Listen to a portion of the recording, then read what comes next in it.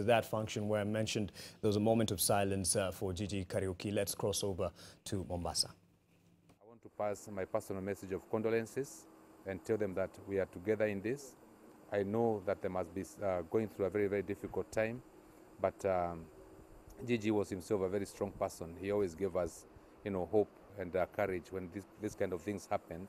And I'm sure that even his family is going to take courage in the fact that they've had him and they've seen him, and what is done for the family and for this nation should give them courage in bearing this very, very big loss that they must be going through right now. I'll miss him tremendously myself. At a personal level, he was a very, very close friend of mine. He was a mentor. He was a mentor. Went to his house many times, went to him lots of time to seek wisdom, particularly even at this time of the electioneering. I sat with him not so long ago in his house, and we discussed the unfolding events in the nation, in the country, the elections that we are going through, the party nominations and what have you. And Gigi, I'll say this without fear of contradiction, was a great man. We are going to miss him tremendously. Maybe from the floor of the Senate, what will you remember in terms of his contribution? Like I've said, Gigi, we refer to him as Senator number one. He was a man venerated on both sides of the house. And when Gigi stood to speak, I'm telling you again that he went to Parliament at the age of 23 in 1963. And so you can imagine that there is no leader in this country, retired and active, who doesn't know Gigi and places him in very high esteem.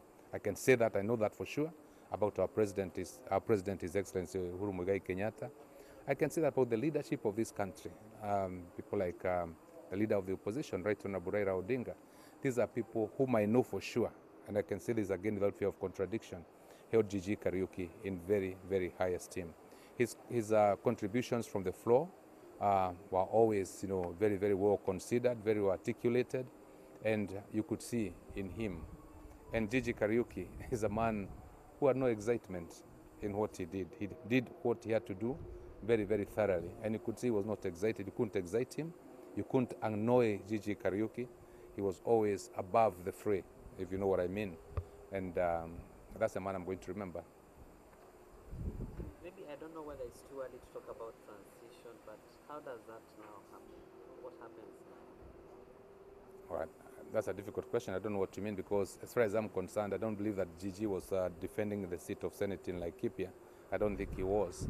But there'll be transition. I mean, at the end of the day, however difficult these things are, life must go on.